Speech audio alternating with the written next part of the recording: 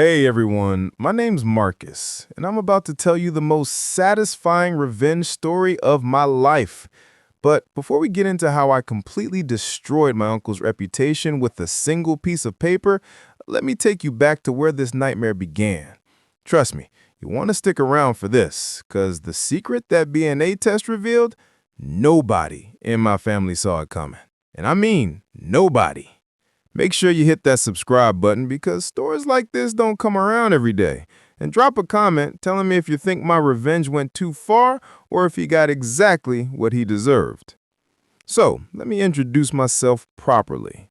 I'm Marcus Chen, 32 years old, and for most of my life, I was known as the family disappointment, the black sheep, the one who supposedly couldn't be trusted, the troublemaker who embarrassed the family name, and the man responsible for that reputation, my Uncle Richard. Uncle Richard was my father's older brother, and from the outside, he seemed perfect. Successful businessman, running his own consulting firm, married to my sweet Aunt Linda for over 25 years, two accomplished kids who went to private schools, big house in the suburbs with a 3-car garage. He was the golden child of my grandparents, the one who could do no wrong. He drove a BMW, took exotic vacations, and always had stories about his latest business success at family dinners. Meanwhile, my dad worked a regular 9-to-5 job as an accountant and lived modestly in a middle-class neighborhood. Don't get me wrong, we were happy, but there was always this unspoken comparison. Richard was the success story. My dad was just ordinary. But here's the thing nobody talks about in families like mine. Sometimes the person everyone loves is hiding the darkest secrets. It started when I was about 15 years old. Small things at first. Uncle Richard would make comments at family dinners about how I was going down the wrong path or how my parents needed to keep a closer eye on me. He'd say things like, "I saw Marcus hanging out with some rough-looking kids at the mall," or, at his age, kids start experimenting with things they shouldn't. My parents would laugh it off, defending me, but I noticed my grandparents' faces. They were listening. They were believing him. After all, why would successful, respected Richard lie? Then, things escalated dramatically. Money went missing from my grandmother's purse during a family gathering at my grandparents' house. $300 just vanished. Guess who Uncle Richard saw near her bedroom right before she noticed it was gone? That's right, me. I was accused, interrogated by my grandfather, and even though nothing was ever proven, and I swore on everything I had that I didn't take it, the seed was planted. Marcus can't be trusted around valuables. The money mysteriously turned up a week later in a coat pocket, but by then, the damage was done. A few months later, my grandfather's expensive Rolex watch disappeared from his study. Again, Uncle Richard had a convenient story about seeing me in there earlier that day, acting suspicious. My grandfather looked at me differently after that. The warmth in his eyes was gone, replaced with suspicion and deep disappointment. That hurt more than any accusation. He'd been my hero growing up, and now he thought I was a thief. If you've ever been falsely accused of something, drop a like on this video because you know exactly how that betrayal feels. Throughout my late teens and early 20s, Uncle Richard's campaign against me continued relentlessly. He told my extended family I was involved with drugs, completely fabricated, but detailed enough to sound believable. He spread rumors that I dropped out of college when I was actually working 2 jobs to pay my tuition because I wanted to graduate debt-free. He even told my grandparents I'd stolen from my own parents' savings account. Every family gathering became a courtroom where I was already convicted before I walked in the door. My cousins, Richard's own kids, started avoiding me at family events. My aunts and uncles would give me tight-lipped smiles and keep their purses close. I overheard whispered conversations that would stop the moment I entered the room. It was psychological torture, and I had no way to fight back. How do you prove something didn't happen? How do you defend yourself against vague accusations and concerned looks? The worst part, my parents believed me, but they were powerless against Uncle Richard's influence. He was older, more successful, and had my grandparents completely convinced that he was just a concerned uncle trying to help his troubled nephew. My dad would try to defend me, standing up at family dinners to vouch for my character, but his words carried less weight than his successful brother's observations. I could see it breaking my father's heart, this rift between defending his son and respecting his brother. I started having anxiety attacks before family events. My grades suffered, my social life tanked because I was so stressed and depressed. Uncle Richard wasn't just ruining my reputation. He was ruining my entire Patricia's college tuition. The watch? He'd pawned it during a cash flow problem with his business. She found the pawn shop receipt in his old jacket in their coat closet. He'd projected all of his sins onto me, the youngest male in the family, making me the villain so nobody would ever suspect him. I was his scapegoat, his insurance policy against ever being caught. If everyone thought I was the problem, they'd never look at perfect Uncle Richard. If this story is blowing your mind right now, hit that like button because it's about to get even better. I spent the next 3 months gathering evidence with the focus of a lawyer preparing for trial. I connected with Patricia, who was more than willing to help expose the man who'd abandoned her. We met for coffee, and I learned about her life. She was a nurse, divorced, with 2 teenage kids of her own. She'd always wondered about her father, and finding out he'd built an entire life while denying her existence had reopened old wounds. Together we compiled everything: the letters Sarah had kept, written in Richard's handwriting, the DNA results from my grandmother's test, bank records my grandfather provided showing Richard's suspicious withdrawals over the years, the pawn shop receipt for the Rolex, the NDA Richard had forced Sarah to sign, emails between my grandmother and Patricia. We even tracked down the lawyer who'd handled the original settlement and got him to confirm the case, though he couldn't share details due to attorney-client privilege. Then came the family reunion, the annual Chen family gathering where about 50 relatives showed up at a rented pavilion in the park. Uncle Richard was holding court as usual, the beloved, successful son, telling stories about his latest business deals and upcoming vacation to Italy. Aunt Linda sat beside him, smiling, completely unaware of the bomb that was about to detonate. I had coordinated everything with my grandfather.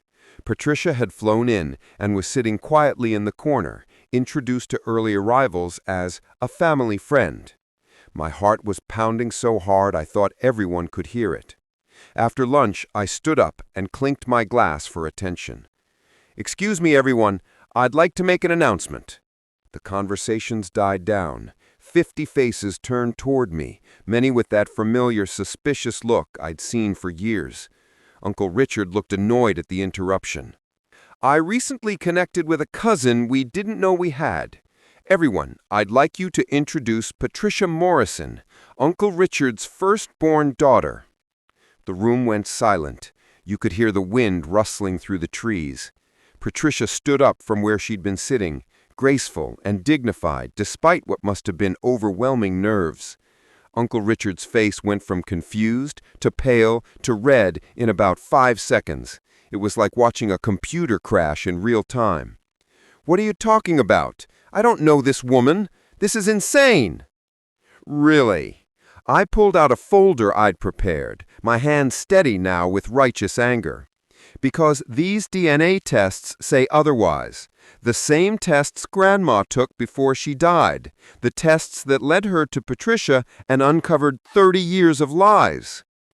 Smash that subscribe button right now because you need to hear how this ends. I laid it out methodically, like a prosecutor presenting evidence. Every piece, every document, every detail. The letters where he admitted paternity, the payments tracked through bank records, the abandoned child he'd pretended didn't exist, the pawn shop receipt with Grandpa's watch with Richard's signature, the NDA forcing a struggling single mother into silence, the stolen money blamed on me, everything. I told him how he systematically destroyed my reputation for 17 years, making me the family scapegoat so no one would ever question perfect Richard. I explained how Grandma had figured it all out in her final weeks and wanted the truth exposed. I watched as Richard's carefully constructed facade crumbled like a sandcastle hit by a wave. My family sat in stunned silence, heads turning between me, Patricia, and Richard like they were watching a tennis match. Some people started crying. Others looked angry. My father stood up and put his hand on my shoulder, his face a mixture of vindication and sadness for all the years I'd suffered.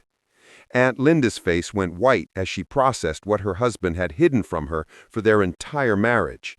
She'd built her life with a man who'd abandoned her own child. She stood up slowly, grabbed her purse, and walked out of the pavilion without a word. Her children, my cousins who'd avoided me for years, looked at their father with disgust and followed their mother. My grandfather, who'd been in on the plan, stood up with his cane and addressed Richard directly. "You stole from us. You abandoned your own flesh and blood.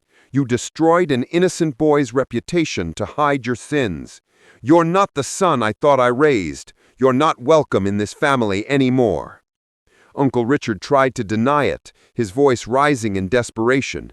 Then he tried to justify it, saying he'd been young and scared. Then he tried to blame Sarah for trapping him. Finally, seeing that no one was buying his excuses, he just left, practically running to his BMW and speeding out of the parking lot.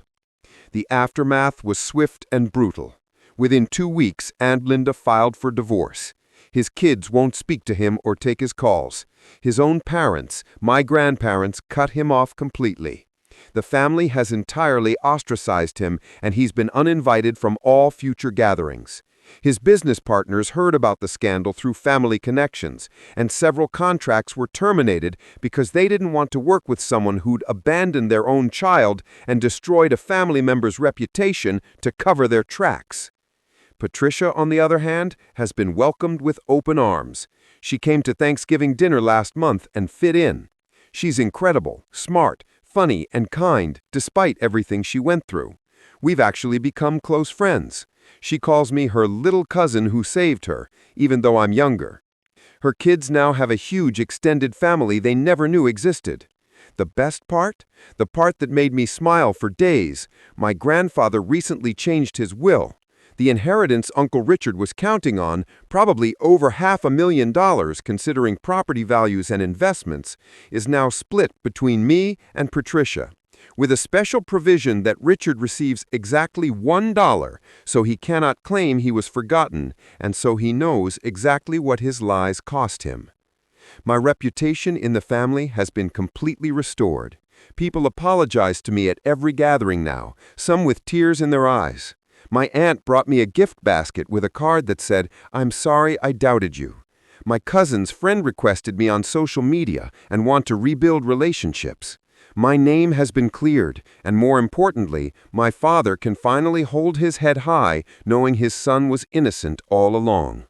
The man who spent 17 years destroying me has lost everything he cared about: his marriage, his kids, his parents' respect, his inheritance, and his reputation. His perfect life was built on lies, and all I did was tell the truth. Was my revenge too harsh? Maybe some people think so. But he didn't just lie about me. He abandoned his own daughter and left her and her mother to struggle while he lived in luxury. He stole from his elderly parents. He gaslit an entire family for decades. He destroyed my teenage years and early 20s. All I did was expose who he really was. So what do you think? Did Uncle Richard get what he deserved, or did I take things too far? Let me know in the comments below. And if you've got your own family revenge story, I want to hear it. Drop it in the comments, and the best ones might be featured in my next video.